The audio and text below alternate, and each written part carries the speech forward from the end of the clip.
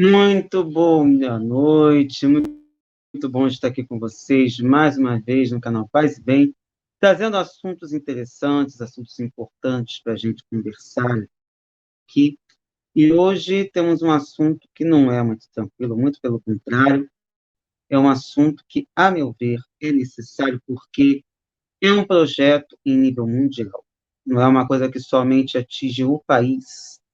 E, enfim, não há como negar desse patamar essa questão de Uganda.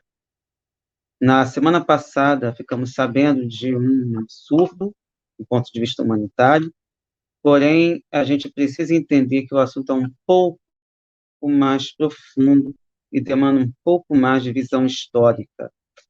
E aí eu pego aqui uma leitura do jornal O Tempo, que foi com base publicada no dia 23, atualizado 24 de março de 2023. Além de Uganda, veja outros países que forte para a homossexualidade. E eu aqui, quem escreveu, colocou que a Uganda, na África Oriental, se tornou, na terça-feira, 21, ou seja, uma semana atrás, o 7º país a aprovar uma lei que torna atos homossexuais puníveis com a morte. E isso inclui Arábia Saudita, Irã, Iêmen, Nigéria, Mauritânia e Brunei, de acordo com a Associação Internacional de Gays e Lésbicas, a IGL, nesse relatório de 2020. Outros 5 países, como Afeganistão, Paquistão, Catar, Somália e Emirados Árabes, têm leis de caráter duvidoso sobre a pena de morte para relações consensuais entre pessoas do mesmo sexo, ainda que não tenham sido registradas execuções de representantes da comunidade LGBTQIPN+, nesses países.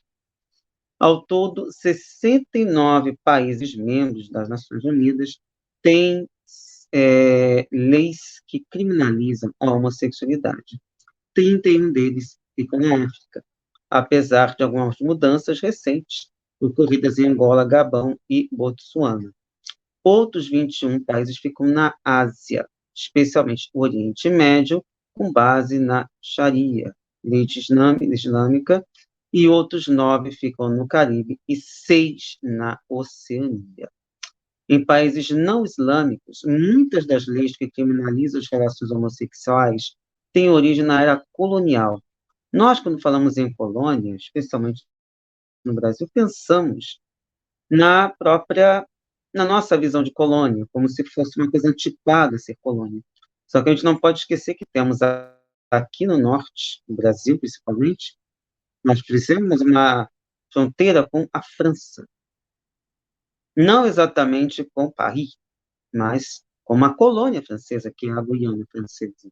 E outros países que deixaram, ou pelo menos têm uma relação muito forte ainda com os seus países metrópoles, ainda com uma certa questão, como Suriname e Guiana, também chamada Guiana Inglesa antigamente, porque pertencia a essas situações. E até hoje existem países, mesmo dentro da chamada Commonwealth, que é a comunidade dos países britânicos, eles são considerados, de certa forma, colônias inglesas, ou pelo menos da coroa britânica, pois pagam sempre impostos e remetem dinheiro para a coroa inglesa. E acho engraçado que às vezes ela diz que não tem dinheiro, mas muitas partes do mundo ainda estão ligadas a essa comunidade britânica. Desde países muito desenvolvidos, como a Austrália e Canadá, com países paupérrimos, como algumas colônias africanas. Então, essa questão da influência britânica, de acordo com essa reportagem, também é muito interessante. Olha só, dos 53 países da Comunidade Britânica de Nações, a Commonwealth, que reúne a maioria dessas ex-colônias britânicas, 36 têm leis que criminalizam a homossexualidade. Isso ocorre porque, no Reino Unido, relações consensuais entre homossexuais eram consideradas a crime até 1967. A maior potência colonial do século XIX, principalmente na África, a coroa britânica replicava nas colônias da lei da metrópole. E Uganda foi um exemplo da coroa britânica que se tornou independente apenas em 1962. O que torna a lei ugandense diferente da maioria dos países que aplicam a pena capital a LGBTQIA+, é que o projeto foi aprovado pelo parlamento. Nos outros países, ele menciona, a reportagem menciona Arábia Saudita, Irã e parte da Nigéria é aplicada a Sharia. E em Uganda, apenas 2 dos 389 legisladores não votaram a favor desse projeto, que introduz a pena capital e prisão perpétua para quem faça sexo gay, em que o texto chama de recrutamento, proteção e financiamento de atividades do mesmo sexo. A lei deve ser sancionada pelo presidente Yoweri Museveni. Em uma votação que ocorre na Uganda em plena onda de homofobia na África Oriental, onde homossexualidade é ilegal e, com frequência, é considerado crime. E o próprio Museveni, que está no poder desde 1986, qualificou homossexuais como desviados. Poucos dias depois, a polícia ugandesa deteve 6 pessoas por prática homossexual, e no mês passado ele havia dito que a Uganda não abraçará a homossexualidade, alegando que o Ocidente está tentando obrigar outros países a normalizar desvios, segundo palavras dele. Isso é muito grave, mas, ao mesmo tempo, não é algo distinto de sentido, não somente pelo histórico em Uganda, mas a gente pode pegar uma coisa já mais antiga. Se a gente pegar, por exemplo, um texto que eu já ouvi falar na minha época de... Eu sempre falo que eu tenho uma época de militância digital, mas eu tive a minha época de militância mais aguerrida, especialmente quando eu frequentava reuniões da Associação Brasileira Interdisciplinar de AIDS. E essas reuniões eram oficinas muito interessantes que me permitiram reconhecer e conhecer preconceitos que eu não imaginava que eu tinha. Por exemplo, preconceito contra pessoas que participavam de orgias. Eu nunca imaginei na minha vida lidar com pessoas, e às vezes isso abriu minha mente para entender que o que a pessoa faz na cama não invalida seu caráter ou algo do tipo. Podemos estar lidando com pessoas que experimentaram, que vivenciam isso, mas são pessoas como outras quaisquer, com seus desejos, com as suas virtudes e com seus vícios. E se esse vício não interfere na sua intelectualidade nem na sua competência, por que eu vou ficar julgando a pessoa por ela querer realizar determinadas fantasias sem prejuízo para ninguém? É diferente do estupro, é diferente da pedofilia, que sim são atos condenáveis e que devem ser mais do que criminalizados. Devem também envolver essas pessoas para prevenir a existência, a prática, e também educar as vítimas para que elas não sejam vítimas, para que possíveis vítimas não sejam vítimas futuramente desses crimes horrendos de pessoas muito, muito, muito mal consigo mesmas, para dizer, e criminosas, porque querem submeter outras pessoas a seus desejos pérfidos. Mas eu vou pegar aqui um texto de 2004, publicado pela Ação Brasileira Interdisciplinar de AIDS, chamado O Kama Sutra de Bush. Nossa, Felipe, você foi longe? O texto vai mais longe ainda. O texto diz assim: muitas posições sobre o sexo, imposições globais das políticas sobre sexualidade do governo dos Estados Unidos. É um texto de Françoise Girard, é doutora em Direito e especialista em Direitos Humanos. É um texto longo, não vou lê-lo aqui, eu acho que também a respeito com vocês, mas eu vou pincelar alguns pontos necessários. Porque, a bem da verdade, nós temos um crescimento que, a rigor, vai remeter a Ronald Reagan. Então, a gente vai muito longe nessa brincadeira aqui.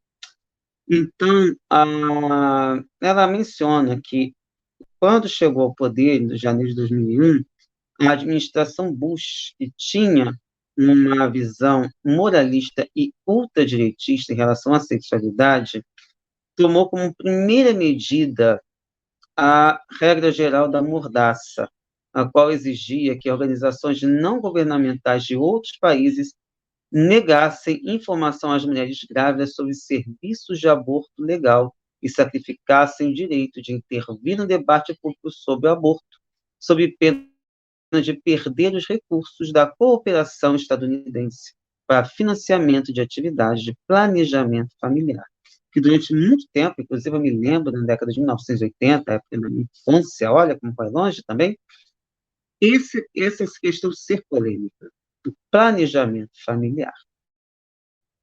E em décadas anteriores, os setores conservadores atuantes no Congresso dos Estados Unidos já haviam implementado parte desta agenda, frequentemente com apoio de autoproclamados moderados, como o próprio presidente Clinton posteriormente. Seu foco naquele momento, assim como agora, naquele momento, em 2004, mas anteriormente também em 2001, seria normatizar e controlar expressões de sexualidade pouco ortodoxas, ou seja, qualquer coisa que não fosse práticas heterossexuais com a pessoa que se considera cônjuge oficial, enfatizando papéis de gênero adicionais. E aí, isso acabava criminalizando não somente as pessoas LGBTQIAPN+, como também pobres, marginalizadas e negras, que até hoje continuam sendo alvos especiais dessas políticas. E essas políticas, especialmente para o controle da sexualidade, vai para a emenda Hyde, que em 1973 suprimiu o financiamento federal para a maioria dos abortos, 3 meses após a Corte Suprema dos Estados Unidos ter reconhecido o direito das mulheres ao aborto. Isso é interessante porque há pouco tempo o próprio Supremo dos Estados Unidos trouxe isso à tona de novo ao retirar esse direito e que causou um tremendo na vida dos Estados Unidos e trouxe uma discussão que é muito importante que se faça, mas que sempre é feito muito com viés religioso, pouco feito não somente com a questão científica, mas também com a questão da própria educação sexual, pois, afinal, a gravidez pode ser evitada. O debate que simplesmente não te permite colocar métodos contraceptivos ou até mesmo uma revisão da própria questão da sexualidade impede que isso se torne uma situação de que é a prevenção da gravidez. Eu não digo nem somente para pessoas solteiras, eu digo dentro até do próprio casamento mesmo, que há métodos contraceptivos, podem ser naturais ou não, a camisinha pode ser considerada até um método antinatural para alguns, mas é o melhor instrumento ainda hoje, não somente anticoncepcional, mas também com relação à prevenção de diversas doenças. E a gente vive hoje, eu digo isso até pelas práticas que eu tive com algumas pessoas há pouco tempo, da questão de você demonizar a camisinha durante o ato sexual por considerar que ela machuca ou que ela causa alguns incômodos, mas a gente não pode esquecer que, além de nós termos o HIV, nós temos, antes de mais nada, a higiene. Isso também é um ponto fundamental que a camisinha permite durante o ato sexual. Continuando. Após as eleições parlamentares de 1994, quando ambas as casas do Congresso estadunidense foram controladas pelos republicanos, elementos adicionais do programa da direita para a sexualidade seriam adotados através de ação legislativa com consentimento do Partido Democrata. A reforma da Seguridade Social, aprovada em 1996, se tornaria a brecha mais utilizada para implementar essa estratégia, pois permitia focalizar pobres, mulheres e meninas solteiras, descritas como as pessoas com mais alto risco de ter filhos fora do casamento, assim como criaria medidas que promoveriam o casamento tradicional e abririam caminho para a promoção da abstinência sexual antes do casamento, que é o maior projeto desse povo reacionário. E desde que o Bush assumiu a Casa Branca em 2001, e lembramos que ficou 2 mandatos à Casa Branca, passou a adotar políticas e regulamentos adicionais que, tanto no plano nacional quanto no plano internacional, reforçavam medidas existentes que prometiam sistematicamente direitos humanos em relação à sexualidade. E antes que a amplitude e os efeitos negativos dessas políticas começassem a ser plenamente compreendidos, inclusive por observadores especializados, houve toda uma polêmica.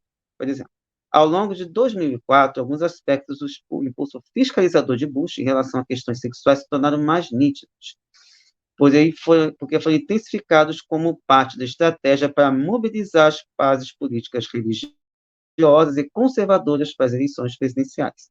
E a gente viu que aqui no Brasil, muito tempo depois, especialmente pensando no ano passado, o quanto esses argumentos ficaram fortes, especialmente nos meios populares e especialmente envolvendo a parte de religiosos. Então, esse documento procurou analisar, identificar essas políticas sobre a visão de Bush, à época, com relação a esse impacto. Agora, o que é mais delicado aqui? Ainda que muitas das medidas tenham sido propostas pelo Executivo, outras estavam sendo promovidas por aliados de Bush que atuavam no Congresso, com apoio da própria Casa Branca. A análise que é desenvolvida procurou trabalhar isso e o que é mais delicado, muitos dos serviços de orientação sexual, no sentido de orientar como lidar com a sexualidade, passavam por iniciativas baseadas na fé, políticas públicas com dinheiro público para incentivar posições de fé. E aí, a Françoise continua. Ela pega por base definições da Organização Mundial de Saúde sobre sexualidade, saúde sexual e direitos sexuais, mas depois ela entra em outros pontos fundamentais, que envolve, por exemplo, que a integridade corporal é fundamental para a liberdade sexual e reprodutiva, e é basicamente o direito à segurança e controle do próprio corpo, incluindo o direito afirmativo de gozar de todo o total potencial do corpo, seja para a saúde, para a procriação e ou a sexualidade. E que a sexualidade deve ser diferenciada do gênero das mulheres, e que constitui o gênero ainda hoje objeto de certos debates conceituais, e é algo que, se era problemático em 2004, se imagine agora, em 2023, com todas essas questões que vêm surgindo com relação à população LGBTQIAPN+. E um dos enfoques mais influentes e conhecidos que define gênero como uma construção social e cultural do sexo, ou seja, o que significa ser homem ou mulher, e hoje podemos falar também não binária, como construção social, o que significa ser isso, tudo isso é algo que precisa ser aprofundado, revisto, repensado. Agora, qual é a grande problemática do governo Bush?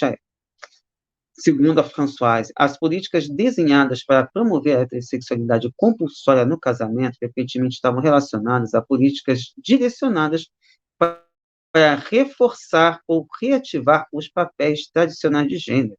Não podemos nos esquecer da bela recatada do lar, da Marcela Temer. Continuando. Mas há diferenças importantes quando se examinam mais de perto as iniciativas que estavam sendo tomadas com esse objetivo. Por exemplo, políticas que buscavam reforçar as noções tradicionais da masculinidade e da feminilidade, mas que não consideravam um problema o fato que homens casados teriam relações extramaritais. Já mulheres não poderiam. Continuando. Já as políticas conservadoras, eu chamo de reacionárias, promoviam ativamente as relações monogâmicas mútuas dentro do casamento, quer para homens, quer para mulheres. E as políticas de administração Bush combinaram essas duas orientações. E isso foi realmente problemático, porque isso envolvia financiamento de políticas públicas de prevenção E a própria ABIA, a Associação Brasileira Interdisciplinar de Médicos, sofreu com isso, pois era um dos financiamentos era, se não me engano, pela USAID, que é a Agência de Desenvolvimento financiada pelo governo estadunidense. E aí a Françoise continua.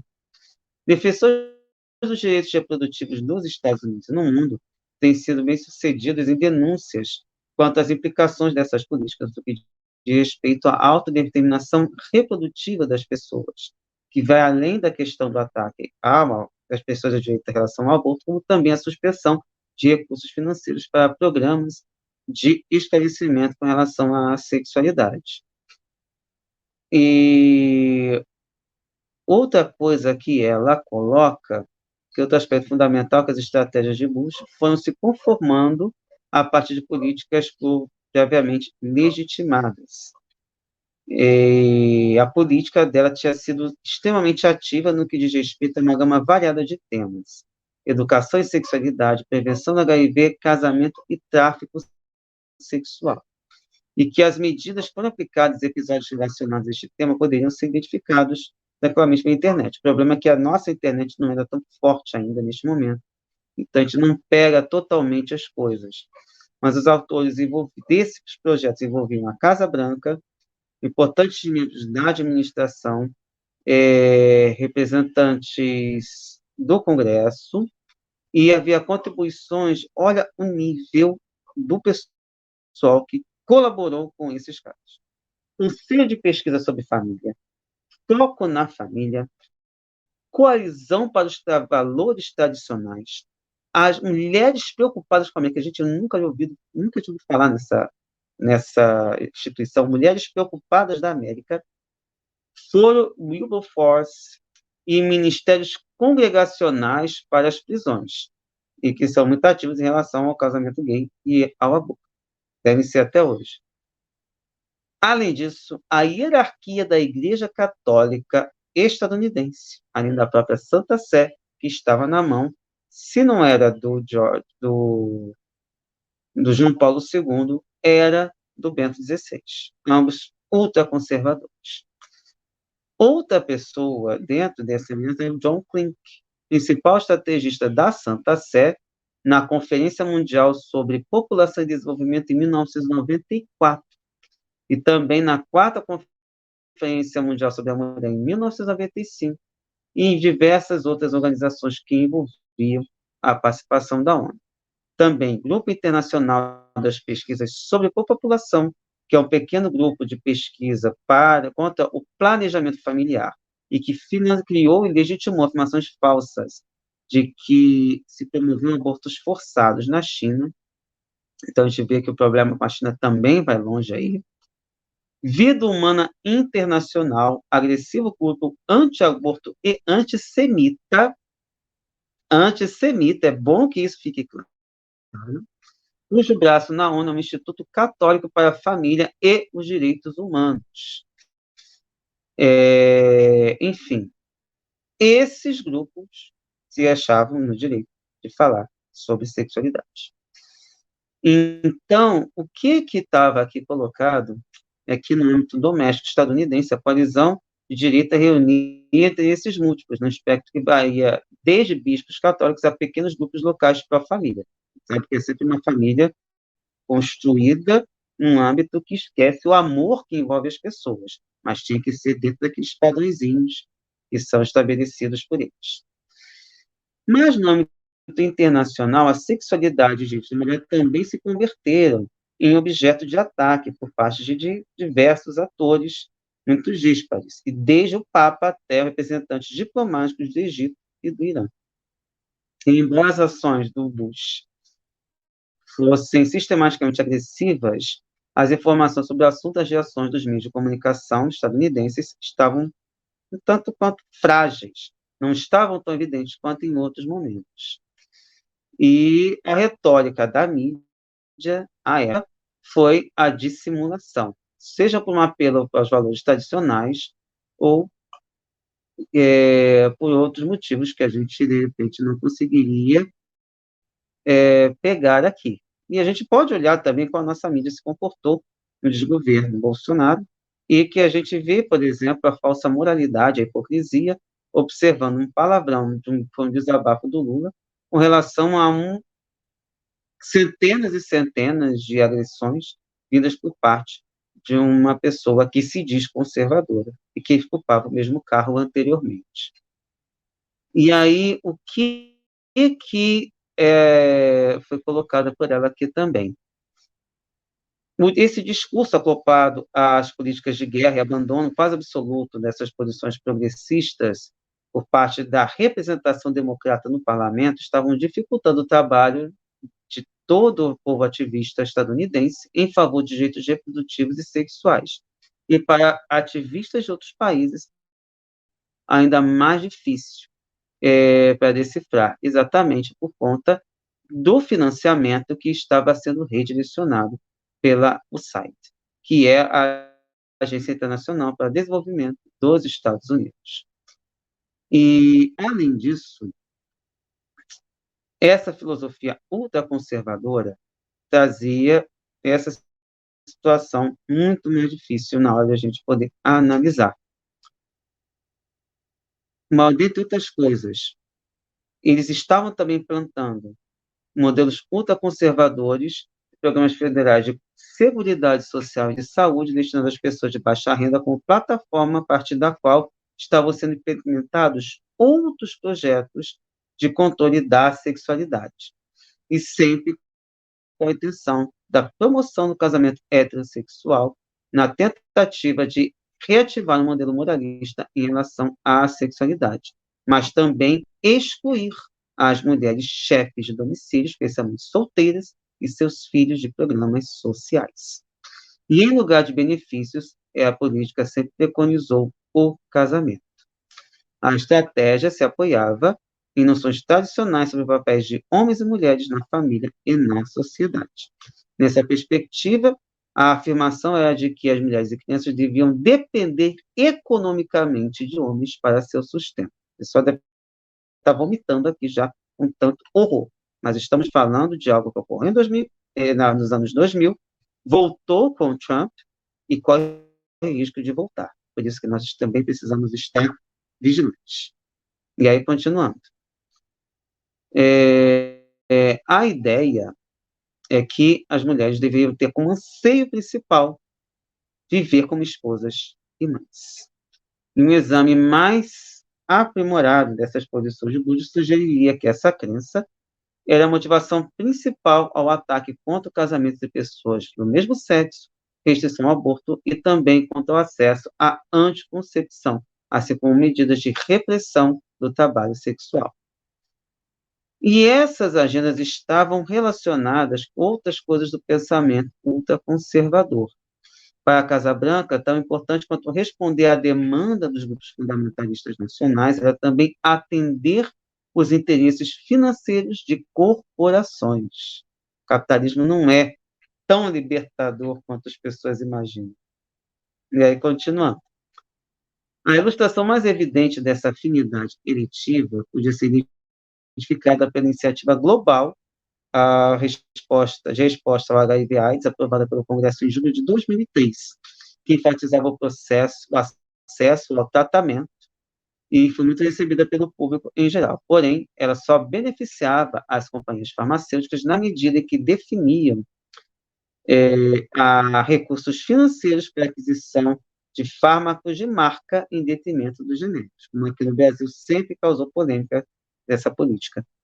Por outro lado, nas medidas de prevenção, havia privilégio em relação à abstinência e sutilmente atacava práticas sexuais não maritais e não heterossexuais. E, por fim, recusando evidências científicas que contradiziam a sua agenda moralista conservadora, estavam pressionando cientistas e pesquisadores a desenvolver trabalhos cujos resultados divergiam de suas orientações morais. Esta frente de embates estava possivelmente se revelava com maior clareza a natureza ideológica da agenda governamental e que podia ser caracterizada como parte de uma campanha sistemática para controlar a sexualidade dentro e fora dos Estados Unidos.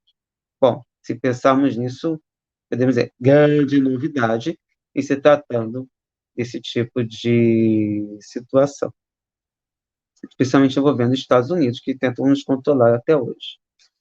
Na frente nacional, a administração Bush havia adotado de forma enérgica políticas de promoção da abstinência. E elas tinham sido implementadas inicialmente em 1981, sob a administração Reagan, quando se aprovou a lei sobre a vida familiar dos adolescentes. Durante o governo Clinton, foi pouco depois, tivemos o governo Bush pai, né, no meio, o governo Clinton, a política seria ampliada pelos republicanos, que controlaram a Câmara a partir de 1994, sob o guarda-chuva da reforma da Seguridade Social, aprovada em 1996, que foi sancionada, assim, pelo Executivo sem problema. Só que o artigo da reforma da Seguridade Social, que tratava da abstinência até o casamento, foi incluído na Lei de Previdência Social. E o texto obrigava os estados que aceitassem financiamento federal a aderir a uma definição estrita de 8 pontos referente à promoção da abstinência. Entre outras coisas, o documento recomendava que ensinar que a atividade sexual fora do casamento pode ter efeitos nocivos, excluindo informações quanto aos benefícios que anticoncepcionais e preservativos podiam ter para a saúde ou para a prevenção de gravidez indesejada e, é claro, doenças sexualmente transmissíveis. Então, eram os pontos, assim, que depois vocês podem ler direitinho, e que são, assim, desculpe, novamente falando, são de vomitar. Esse dispositivo restringiu diretamente a habilidade de educadores para oferecer aos jovens uma educação integral sobre sexualidade.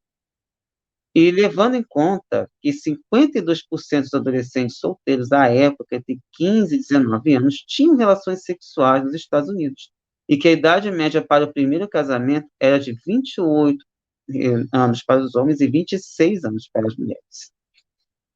Então, isso mostra o quanto eles estavam longe da realidade, tentando promover, até mesmo por meio de financiamento, impor uma ideia completamente esdrúxula.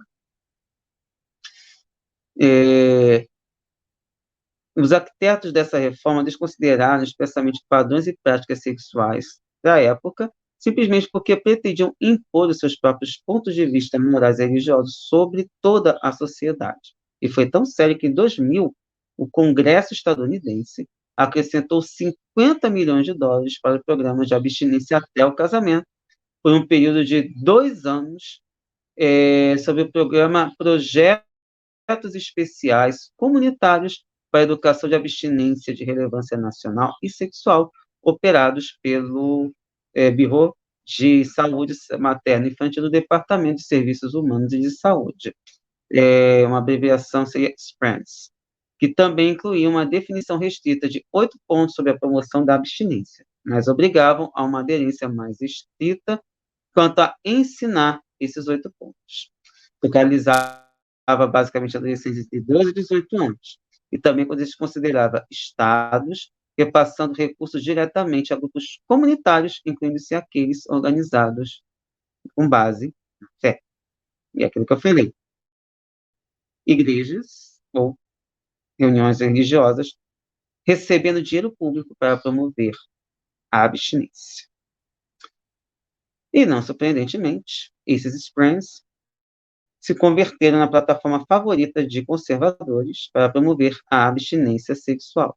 E outro grande perigo é que essa abstinência negava aos jovens a liberdade de informação e expressão, limitando seu acesso a serviços de saúde, além de desestimular o uso de anticoncepcionais e discutindo métodos modernos, enfatizando suas taxas de fracasso e de risco, e, claro, frequentemente exagerados, censurando a informação sobre o uso correto e sua efetividade.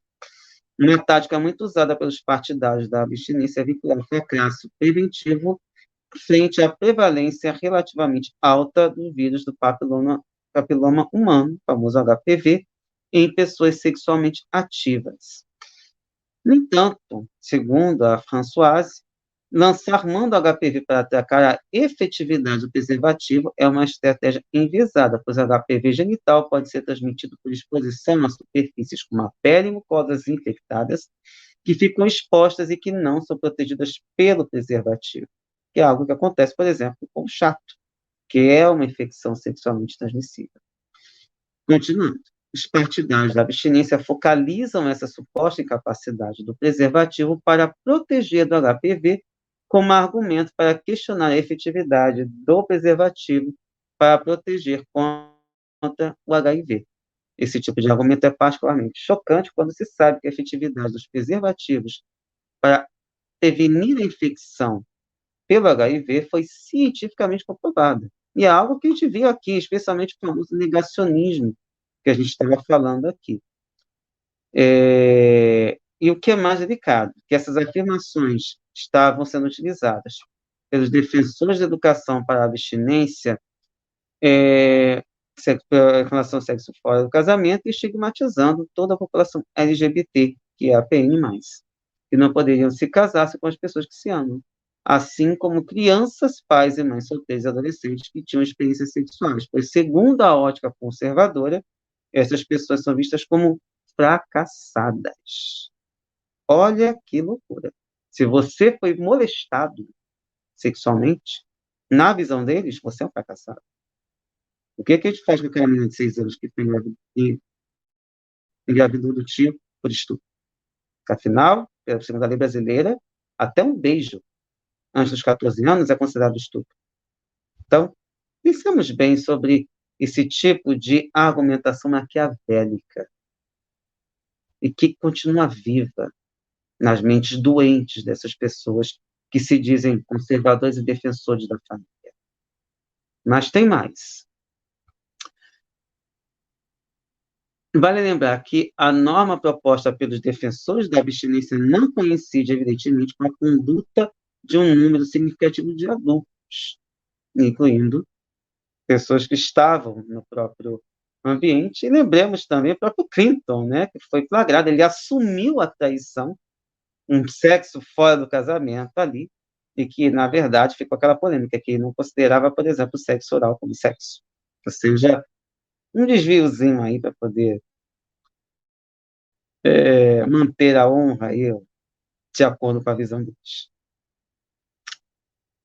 O impacto disso, que enquanto em 1988 apenas 2% de professores da educação em sexualidade ensinavam a abstinência como a única maneira de prevenir a gravidez e as doenças sexualmente transmissíveis, 11 anos depois, ou seja, em 1999, estava na ordem de 23%. E praticamente todos os estados, com exceção da Califórnia, estavam recebendo dinheiro para empurrar esse projeto de abstinência até o casamento. E o dinheiro só foi aumentando. Foi 50 milhões até para trás, foi para 135 milhões em 2004. E é claro que isso causava todo impacto, houve toda uma reação ali, e que, na verdade, se a gente pensar no que foi aqui, a discussão lá foi maior ainda, porque as organizações civis lá estão muito mais atentas com relação a toda essa situação. Então, a gente tem diversos pontos delicados. Continuando aqui para entrar na questão da Uganda, que você já deve estar assim, meia hora, o Felipe está falando aqui, nada de Uganda, né? Mas vamos chegar lá. O que a Françoise também coloca? Que antes de Bush, a política de abstinência, na prática, se restringia a uma política nacional, mas depois de 2001, debutaria como componente da política externa dos Estados Unidos. E isto ocorreu por ocasião da sessão especial da Assembleia Geral da ONU, em 2001, sobre HIV/AIDS, sendo que a mesma agenda seria retomada na sessão especial sobre infância, processo de revisão de 10 anos da cúpula da infância, em maio de 2002. Em ambas as negociações, a delegação dos Estados Unidos, trabalhando em parceria com a Santa Sé, fez inúmeras tentativas para incluir nos textos finais, na linguagem de promoção da abstinência, que excluía outras modalidades de educação em sexualidade. E nesse ponto entraram Sudão, Líbia, que que na época era governada pelo Gaddafi, Egito, Síria e, adivinhem, vocês nem imaginam, Irã. Irã. Estados Unidos coladinho com o Irã. Nesse ponto, ninguém tem ditadura, né? Não tem teocracia. Continuando. A delegação estadunidense tinha conseguido incluir a abstinência em um parágrafo da Declaração de Compromisso sobre HIV/AIDS, mas, em contrapartida, foi obrigada a aceitar uma referência explícita ao uso de preservativos masculinos e femininos. O plano da ação resultou que a revisão de 10 anos na cúpula da infância não mencionou a abstinência, mas, nesta oportunidade, os Estados Unidos criaram uma grande, que chama aqui quiprocó, ou seja, uma grande confusão em relação às poucas recomendações gerais sobre saúde sexual e reprodutiva de adolescentes que constavam no documento. Entre 2002 e 2004, ocorreram dezenas de negociações na ONU, nas quais a administração Bush promoveu sistematicamente a abstinência como estratégia para a prevenção da HIV/AIDS, e que até aquele momento os Estados Unidos tinham tido pouco êxito em legitimar esta pauta em documentos intergovernamentais. Mas, ao final de cada uma dessas negociações, as delegações apresentaram longas declarações de reserva aos textos adotados. E, para ficar mais claro, a abstinência como política internacional dos Estados Unidos se tornaria ainda mais palpável desde a aprovação em maio de 2003, a lei que estabelecia prioridades de critérios da lei que estabelecia prioridades, cooperação financeira ao combate ao HIV/AIDS, tuberculose, malária e outros propósitos. A legislação em questão designava 15 bilhões de dólares para a prevenção e tratamento do HIV/AIDS na África e no Caribe. Caribe. A gente tinha falado sobre leis anti-LGBT nesses lugares, né? Continuando. Cumprindo as promessas do presidente Bush, no seu discurso sobre o Estado da Nação, pronunciado em 23 de fevereiro de 2003. A legislação definia as bases para o plano de emergência do presidente para ajuda contra a AIDS, divulgado por ocasião do discurso. Agora que vem agora. A Casa Branca estava utilizando deliberadamente o exemplo de Uganda como demonstração de que a abstinência era a chave para a prevenção do HIV/AIDS. Olha o que essa lei falava. Uganda experimentou a diminuição mais importante na taxa de HIV em relação a quaisquer países da África, e teve uma diminuição na taxa entre mulheres grávidas de 20,6% em 1991 para 7,9% em 2000. Realizou essa importante mudança porque o presidente Yoweri Museveni, eu já ouvi esse nome, né? Está desde 1986 no poder, né? Ninguém fica no poder tanto tempo sem alguém por detrás. Mas, continuando. Desde muito cedo foi vocal, quebrou tabus culturais de décadas e mudou arraigadas percepções sobre a doença. Sua liderança serve como modelo para líderes políticos africanos e para muitos países em desenvolvimento sobre como mobilizar suas nações, incluindo organizações civis, associações profissionais, instituições religiosas, empresas e trabalhadores para combater HIV/AIDS. O bem-sucedido Programa de Tratamento e Prevenção em AIDS em Uganda é conhecido como modelo ABC, ou ABC, Abstain, Be Faithful e Use Condoms, ou seja, abstinência, ser fiel, que é o Be Faithful, e usar camisinhas.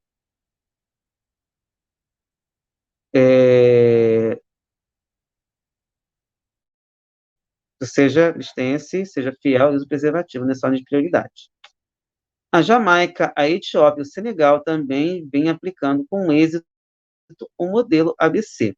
Desde 1986, a Uganda havia conseguido promover mudanças significativas na conduta sexual. Desenvolveu um programa de baixo custo com a mensagem: deixe de ter múltiplos parceiros, seja fiel. Adolescentes esperam até o casamento para praticar sexo. Em 1995, 95% das pessoas em Uganda informaram ter tido apenas uma ou nenhuma parceria sexual durante o último ano. E a proporção de jovens sexualmente ativos diminuiu significativamente entre os finais dos anos 1980 e meados dos anos 1990. A maior diminuição percentual de infecções de HIV e de mudanças no comportamento sexual aconteceu na faixa etária de 15 e 19 anos. O êxito de Uganda demonstrava que a mudança comportamental através do modelo ABC é uma estratégia bem-sucedida para prevenir a propagação do HIV. Respira fundo, né? Depois de ler uma dessas. E olha o que a Françoise fala. A partir das evidências atualmente disponíveis, nós estamos em 2004, todos os analistas concordam que a Uganda conseguiu uma significativa diminuição na prevalência e incidência do HIV desde a década de 1980. Contudo, o texto da lei HIV/AIDS distorce a situação de Uganda de modo a promover os objetivos partidários de abstinência até o casamento e da monogamia. Dados estatísticos enviesados são utilizados para fomentar essa agenda ideológica e obscurecer seus verdadeiros propósitos. Por exemplo, nesse parágrafo, nos parágrafos que eu coloquei, se refere à taxa HIV em mulheres grávidas, não específica, que se tratam de taxas de prevalência ou de incidência. Sugere que os números relativos às mulheres representativos do total da população. Além disso, é preciso dizer que vários investigadores e respeitadas organizações de saúde têm advertido quanto ao uso de dados coletados em clínicas pré-natais da Uganda como uma demonstração da magnitude do êxito da resposta da Uganda frente ao HIV/AIDS. E o parágrafo C da lei, também citado, sobredimensiona a importância de um programa de baixo custo, que tinha como única mensagem a abstinência e a monogamia. Atribuir a redução da prevalência do HIV a uma ou duas intervenções governamentais é uma interpretação frequente, mas equivocada, acerca da experiência de Uganda. Isto porque, desde 1980, ou dos anos 1980, a resposta ao HIV/AIDS tem envolvido centenas de organizações não governamentais, grupos religiosos e ativistas comunitários, uma liderança política explícita e uma gama variada de outras medidas que vão muito além do sistema ABC ou ABC. E, por fim, este fato é parcialmente reconhecido pelo parágrafo B, que ressalta a importância de trabalhar com diferentes atores. Porém, o texto elude que a prevenção deve ser feita a partir de enfoques diversos e específicos. Porém, no parágrafo D dessa lei, segundo a qual, em 1995, 95% dos ugandenses diziam ter tido apenas uma ou nenhuma parceria sexual no ano anterior, utiliza as estatísticas nacionais de maneira insólita. Estão disponíveis dados nacionais sobre o número de relações sexuais durante 1995 que não confirmam essa conclusão. A Pesquisa Nacional de Demografia e Saúde de 1995 diz que somente apresenta informação sobre o número de parceiros sexuais durante os últimos 6 meses anteriores ao trabalho de campo, e não sobre a vida inteira. Mas essa pesquisa, em 2000, recompilou essa informação para os 12 meses anteriores, concluindo que 3% das mulheres entre 15 e 49 anos casadas ou solteiras informaram ter tido 2 ou mais parceiros sexuais, um percentual que crescia para 16% entre homens. Outra fonte é o Survey do Programa Global para AIDS, GPA, da UNAIDS, de 1995, também reuniu informações sobre o ano anterior, utilizando uma amostra exclusivamente urbana. Os dados do GPA, esse Programa Global para AIDS, demonstraram que, de fato, a população de mulheres sexualmente ativas, casadas e solteiras de 15 a 49 anos, tinham tido mais de um parceiro durante o último ano, e caiu de 12% em 1989 para 3% em 1995. Para os homens, esses valores caíram de 35% para 11%. Contudo, isto não permitia concluir que 95% das pessoas tiveram menos de 2 parcerias sexuais. Para tanto, precisaria supor que as crianças de 0 a 14 anos e os adultos com mais de 49 tenham sido incluídos na pesquisa. E, continuando, os parágrafos C e D atribuíam um êxito ao de Uganda a ampliação da prática da abstinência e da monogamia da população geral, incluindo os jovens, porém não mencionavam o uso de preservativos. E isto contradiz com resultados dessas outras pesquisas que já mencionamos, e que diziam que em Uganda havia três tendências observadas entre 1988 e 2000. A primeira foi o incremento da idade que se dava o início às relações sexuais, tanto para homens quanto para mulheres. Contudo, não foi constatada o aumento da prática de abstinência entre jovens e adultos de ambos os sexos com experiência sexual.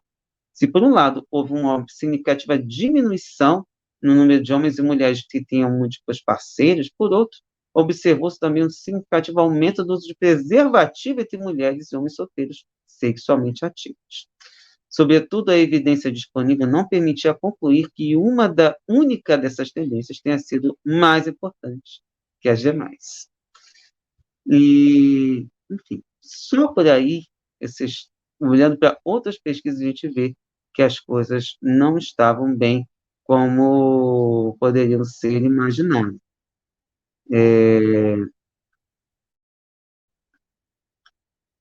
Aqui eles comentam de outras coisas também, o link vai estar aí para vocês lerem, e é importante vocês verem o quanto a gente teve em Uganda uma espécie de laboratório para esse tipo de situação, e que acabou comprometendo também essas questões envolvendo, e aí eu vou mencionar um pouco do que a gente vê em Uganda.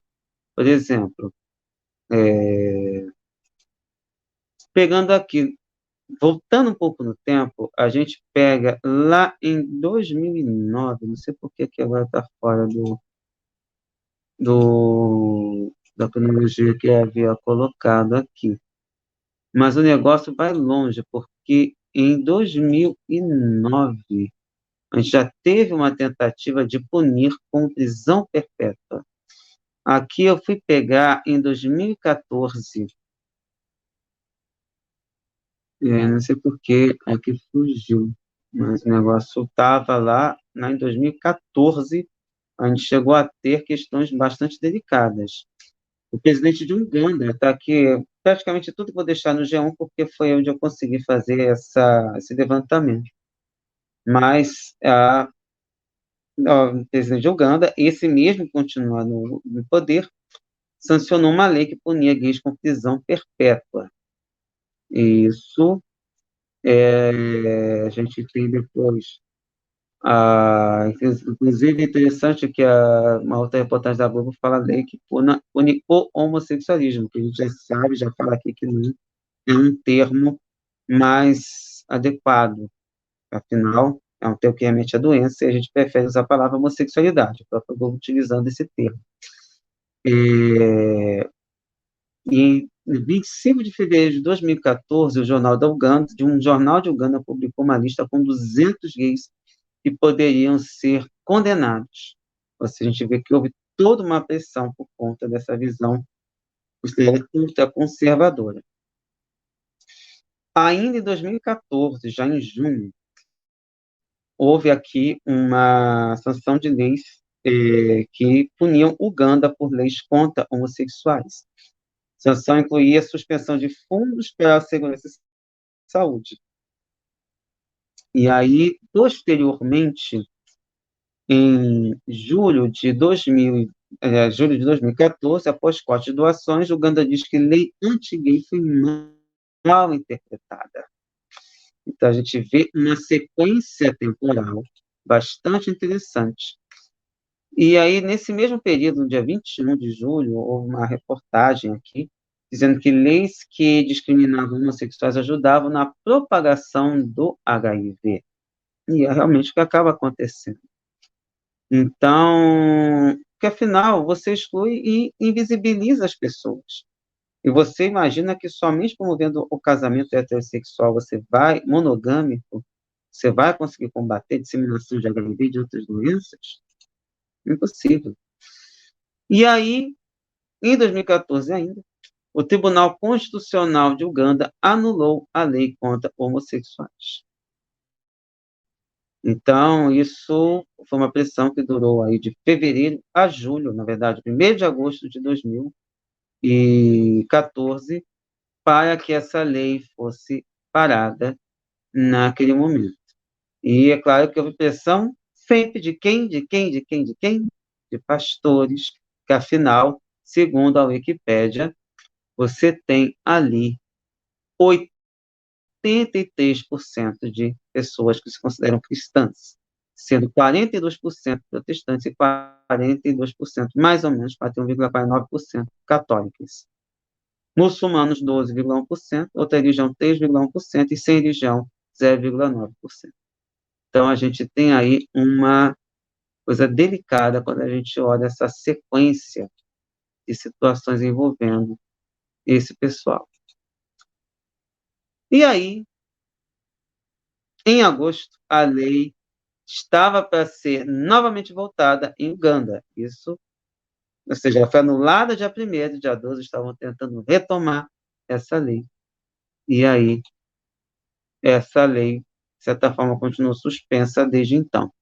Infelizmente, notícias em português é muito difícil de a gente achar, especialmente sobre a África, a não ser de países de imprensa local, que hoje a gente consegue ter um pouco mais de acesso.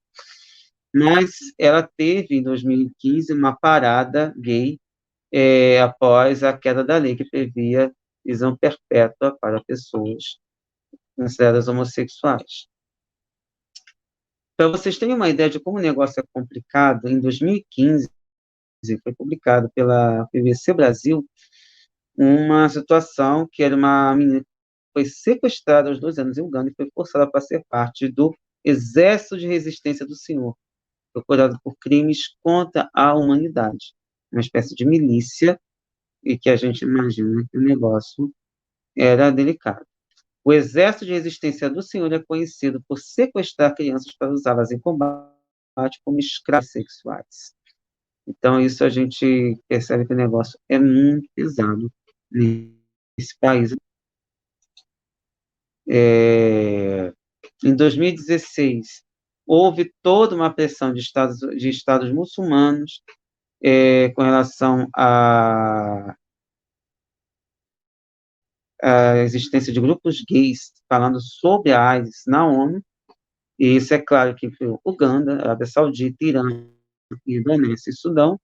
Então, a gente tem aí o Egito também estava nesse ponto. Então, a gente teve aí um momento muito delicado aí com relação a essa situação, isso há pouquíssimo tempo em relação a isso, ou seja, 2016, 2 anos depois dessa situação. Em 2017, a polícia ugandesa fechou um festival de cinema gay, não havia nenhum problema, de acordo com esse festival que é chamado aqui Festival Internacional de Cinema Queer Kampala, para exibir filmes com temática LGBT, porém, isso é uma situação que acabou trazendo problemas. Quem ajudou a trazer de volta e reavivar a memória foi o The Intercept. Em Uganda, Trump deixa mulheres sem acesso a aborto e contracepção. Proibia que dinheiro fosse para grupos internacionais que fizessem abortos ou praticassem direito ao aborto. E é claro que quando se coloca isso novamente foi uma retomada dessa visão de que somente o casamento heterossexual, cisgênero, seria suficiente para combater o HIV. É claro que aqui estamos falando de planejamento familiar e outras coisas, então a gente tem toda uma questão que depois vocês podem olhar aí na reportagem do The Intercept. Por fim, em 2019, a Uganda tinha desistido de aplicar pena de morte para homossexuais. Então, a gente vê que é um negócio muito delicado. Eu não achei nenhuma outra informação em português sobre isso nesse canal. Olhei aqui também que Brunei também havia desistido temporariamente da determinação de aplicar mortes a homossexuais. E essa tinha sido a última notícia, até essa, de 2023, retomando e praticamente sancionando uma lei para acabar, para matar homossexuais. Porque, afinal, pena de morte é assassinato. Então, gente, esse parâmetro serviria para tentar responder aquilo que eu coloquei na TV aqui. Projeto reacionário de sucesso, um presidente que está desde 1986. Bem, nós temos outros países, a gente vê aí, por exemplo, Xi Jinping, que foi para o terceiro mandato, a gente tem outras pessoas que estão eternizadas no poder, mas é uma pessoa aliada, não é uma pessoa aliada dos Estados Unidos. Não sabemos se o governo Biden vai tentar fazer uma forma de pressão internacional, sancionar um país já numa situação social muito delicada nesse ponto, mas eu creio que aí a gente vai ter muito pano para manga, porque a conjuntura internacional hoje é um pouco diferente. Como os Estados Unidos abandonou a África, de certa forma, a China tem tomado espaço. E a China não procura se comprometer com determinadas posições, como os Estados Unidos tenta impor. É claro que sanções internacionais, como foi feita a pressão com relação à África do Sul, conseguiram derrubar o apartheid.